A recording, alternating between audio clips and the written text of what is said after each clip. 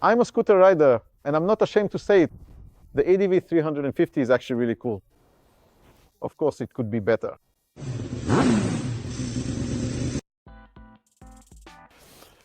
Hi, it's me, Andrzej, and this wouldn't necessarily be my next scooter just because I currently live in Warsaw.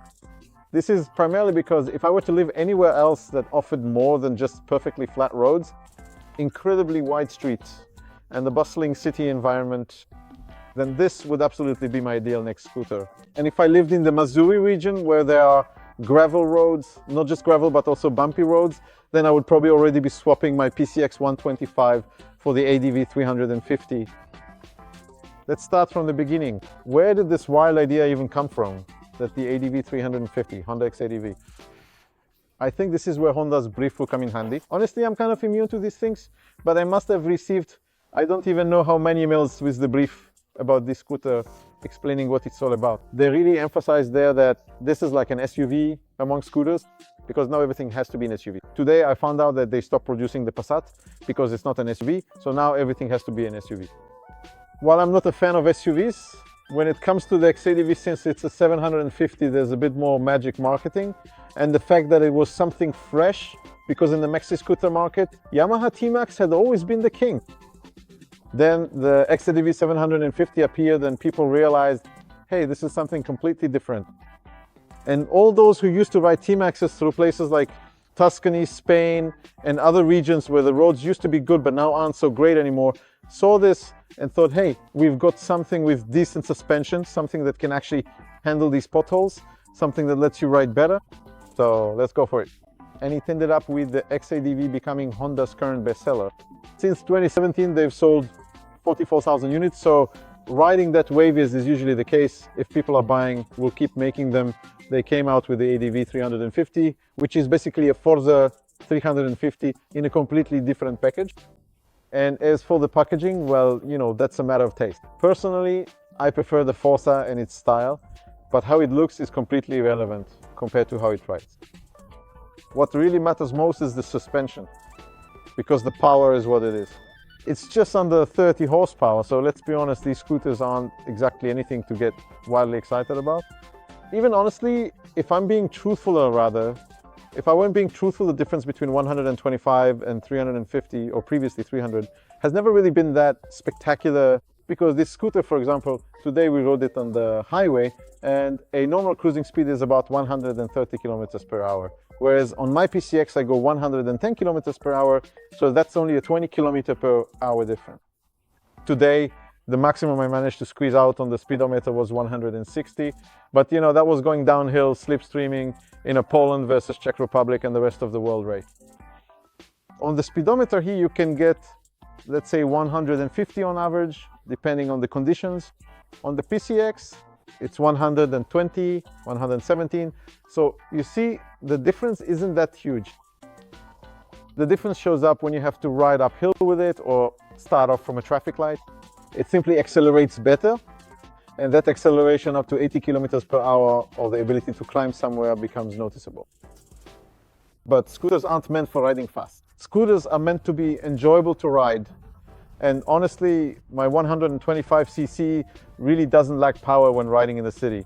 What I've been truly missing ever since the very first day I got on my PCX is undoubtedly the suspension system. And with every single scooter I've had the opportunity to ride over the many years, I'm always genuinely amazed at just how absolutely terrible and inadequate the suspension is on these particular machines. You see, all these scooters have short suspension travel, and at the back there's the whole engine, which moves together with the wheel, so it has to be cushioned. When you hit a small bump, everything rattles and shakes. Here it's a bit different, because not only do we have a longer suspension travel, 125 millimeters at the front, 130 at the back, which is 25 millimeters more than in the Porsche boot at the front. There's a fork designed just like the ones motorcyclists are familiar with from motorcycles. So there are two triple clamps.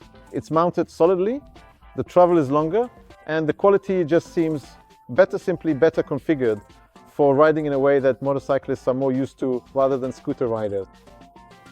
And that's actually the thing that convinces me the most about this scooter. You just ride, and the suspension works. It's nothing out of this world. It's not some outstanding suspension, but you just ride, hit a small bump, and it absorbs it. You go over longer uneven surfaces, and it works.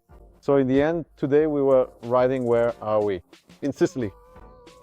And here you have every kind of road, from great smooth, grippy ones to very slippery, bumpy, with potholes, basically everything you could want.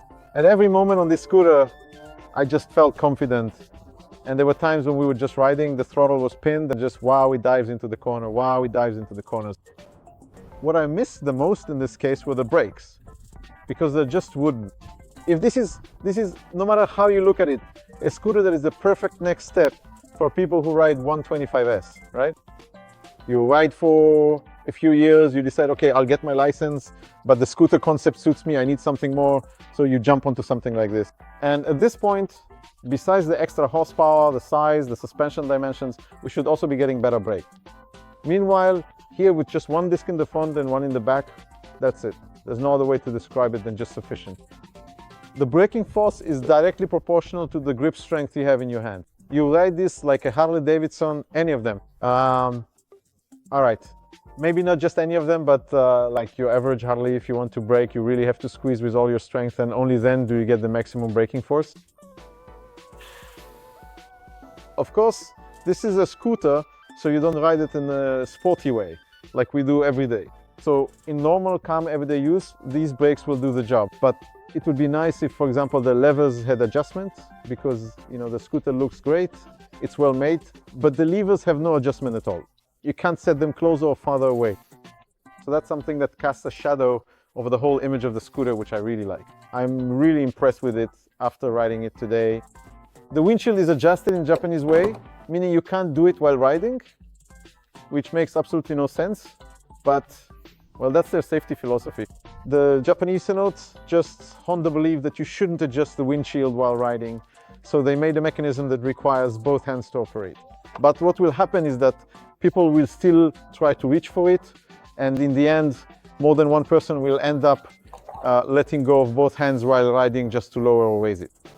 What might possibly convince me to switch to something bigger would be the larger trunk. And that's actually why I would choose the ADV 350 instead of the X ADV. Because the X ADV, yes, it's a 750, but besides being significantly more expensive, remember that the X ADV has an engine in the front and the fuel tank and the other things in the back. So in the end, the X ADV has a much smaller storage compartment than the ADV 350. There's really a lot of space under this seat. You can definitely fit 2 helmets in here. Plus there's also the top case with a backrest.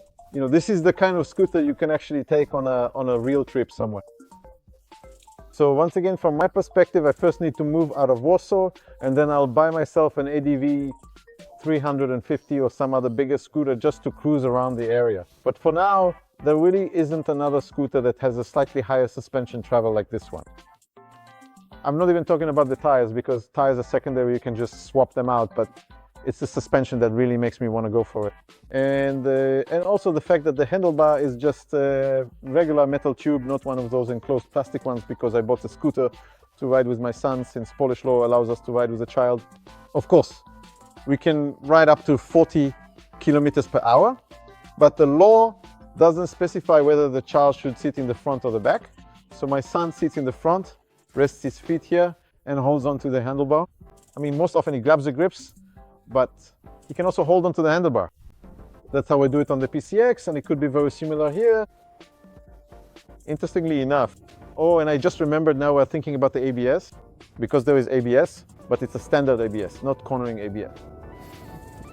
In the future, I think that would be useful.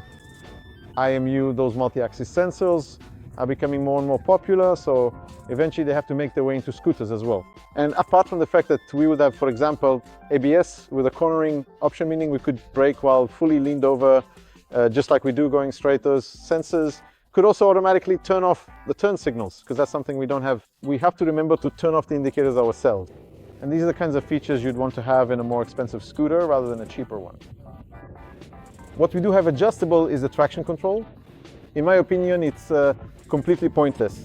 because it should always be on in the first mode, since in the second mode it's overly sensitive and cuts the power very aggressively. Even when you start off on a bit of gravel, the wheel spins a little and immediately it's the system cuts in extremely aggressively. What else do we have here? Of course, there's phone connectivity, and this is a wonderful example of Honda's inconsistency, because here we've been told that this display is so simple and we only have these icons for the phone and the Honda app, and in reality everything is controlled by voice so that the screen doesn't distract us, because the main idea is to stay focused on the road. And on the other hand, we have the Africa Twin, the Gold Wing, and now the NT1100, all with Apple CarPlay. There you go. And over there you have Apple CarPlay, but Android doesn't work. And here you have an app for Android, but you don't have an app for iPhone. It's just truly brilliant. Set it aside, because why would you even use your phone on a motorcycle or scooter? That doesn't change the fact that at least we get the impression that we can do a lot with these gauges, because there are buttons, functions, and a navigation joystick here. It's there for a reason. I tried using it today while riding and during stops, and I couldn't figure anything out. So this is one of those elements where you really need to read the manual to learn how to use it. I can already see a line forming. Radek is looking at me with a seductive gaze because he wants to talk about this scooter himself. Listen, if you're thinking about switching to a bigger scooter from 125, this one's a blast. If you currently ride a motorcycle and you're seriously considering whether a scooter might be incredibly useful, you'll also truly appreciate the remarkably comfortable suspension on this one.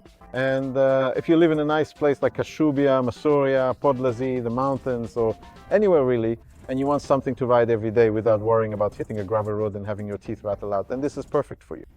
Just remember, this still isn't an adventure motorcycle. This is an adventure scooter. I rolled around somewhere, but Radek and I have already agreed that as soon as we have the time, we'll take these out camping. Because you can stash everything you want underneath stoves. No stoves, canned food. Here you can strap on your tent, sleeping bags, sleeping mats, everything, and off you go.